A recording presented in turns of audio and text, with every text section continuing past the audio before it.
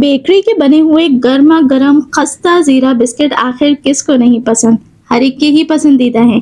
लेकिन आजकल ये बिस्किट्स इतने महंगे हो चुके हैं कि पाव भी लेने जाओ तो सिर्फ दो ही बिस्किट मिलते हैं। तो क्यों ना इन गर्मा गर्म बिस्किट्स को बिना ओवन के घर में ही बनाया जाए।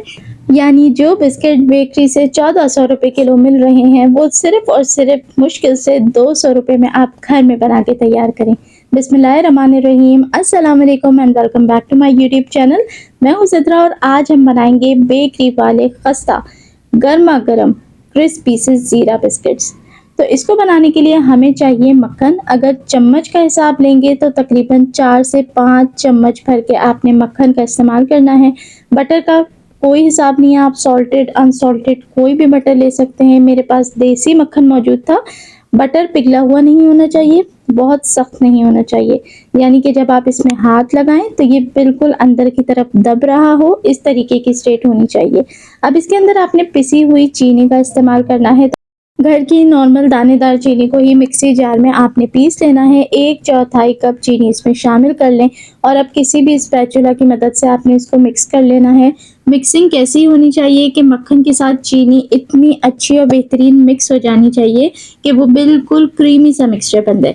देखें, इसके लिए ना किसी आपको ओवन की ज़रूरत नहीं है, किसी बीटर की, किसी मशीन की ज़रूरत नहीं है। घर में मौजूद चीज़ों के साथ हर कोई इसको बाआसानी बना सकता है और जायका बिल्कुल बेकरी के कुकीज़ वाला आएगा। तो यहाँ देखें, अल्हम्दुलिल्लाह कुछ ही सेकंड्स मैंने इसको मिक्स किया था, मुश्किल से 1 से 1.5 मिनट भी नहीं, और ये देखें कितना ज़बरदस्त क्रीमी सा हो चुका है। आजकल तो वैसे ही गर्मियों का मौसम है तो ये बहुत ही जल्दी बटर मेल्ट होने लग जाता है। तो जब बिल्कुल ऐसी क्रीमी स्टेट आ जाए ना, तब आपने इसके अंदर बाकी चीज़ों का एडिशन करना है। तो चलें जी, अब यहाँ पर मैं शामिल करूँगी नमक, क्योंकि ये बिस्किट थोड़े सॉल्टी होते हैं, तो आधा चम्मच नमक। अब यहाँ पर ज़ीरा ऐड करेंगे, आपकी चॉइस है, आप 1 चम्मच ऐड कर लें, 2 चम्मच ऐड कर लें, ठीक। चुटकी भर इसके अंदर, चुटकी भर कह रही हूँ, 1 से 2 ड्रॉप सिर्फ हमने वनीला एसेंस के ऐड करने हैं। एक जाएगा इसके अंदर अंडा, 1 चम्मच बेकिंग पाउडर शामिल कर दें और बिल्कुल चुटकी भर इसके अंदर शामिल कर दें बेकिंग सोडा। अब इसके अंदर बारी आती है मैदा ऐड करने की। देखिए, टोटल इसके अंदर मैंने शामिल करा था 1.5 कप मैदा, और मैदे को आपने बिल्कुल बराबर से छान के ऐड करना है। क्यों?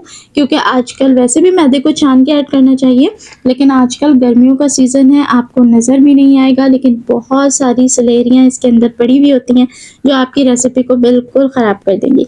तो आपने प्रॉपरली इसको छान के ऐड करना है। तो पहले मैंने इसके अंदर 1 कप मैदा डाला था ताकि मैं चेक कर लूँ कि इसकी स्टेट क्या है और कितनी कंसिस्टेंसी होनी चाहिए, लेकिन वो पतला लग रहा था तो मैंने इसके अंदर आधा कप मज़ीद मैदा ऐड करा है। आप चाहें तो इसके अंदर मिक्सिंग में थोड़ा सा आटा भी शामिल कर सकते हैं।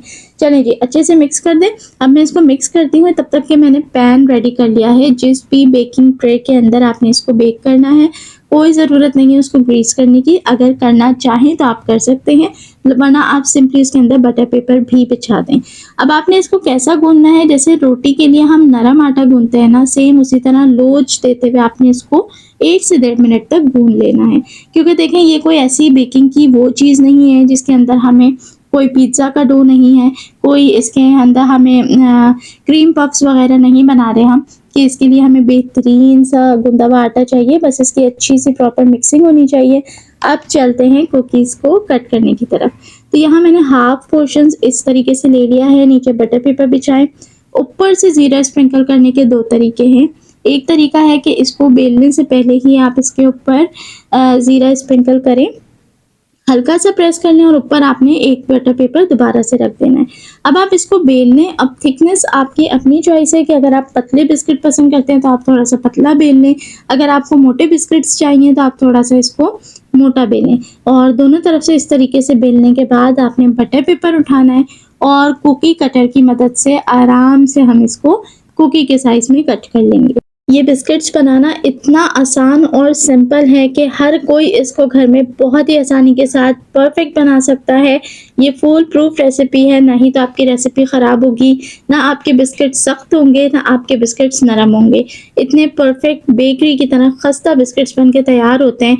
बस आपने इसको बेलना है, इस तरीके से कुकीज़ को कट करना है। आजकल गर्मियों का मौसम है, अगर ये बहुत सॉफ्ट हो रहे हो तो आप इस ट्रे को उठा के कुछ देर के लिए फ्रीज़र में रख दीजिए ताकि ये थोड़े से स्टेबल हो जाएं। और यहाँ देखें अल्हम्दुलिल्लाह दूसरा जो मेथड मैंने आपको बताना था ना कि ऊपर आप ज़ीरा किस तरीके से डेकोरेशन का स्प्रिंकल कर सकते हैं, तो इस तरीके से बेकिंग से पहले आप बिस्किट्स के ऊपर रख के प्रेस कर लें और पतीली को 10 मिनट पहले प्री हीट करके आप ये डिश इसके अंदर रख दें। 25 से 30 मिनट में जब तक कि ये साइडों से खूबसूरत सा ब्राउन कलर ले ले तब तक आपने इसको बेक करना है और निकाल के फिर आपने इसको हवा में रख देना है ताकि ये अच्छा सा हवा लग के क्रिस्पी हो जाए और ये हमारे घर में मज़ेदार से खस्ता क्रिस्पी ज़ीरा बिस्किट्स बन के तैयार हैं। आई होप आपको रेसिपी अच्छी लगी होगी। अपना फीडबैक कमेंट सेक्शन में देना बिल्कुल ना भूलें। अच्छी लगी हो तो वीडियो को लाइक करके अपने दोस्तों के साथ लाजमी शेयर करें और अगर चैनल पे पहली बार आए हैं तो जल्दी से कर लें सब्सक्राइब। देखने वाले सभी लोगों का बेहद शुक्रिया।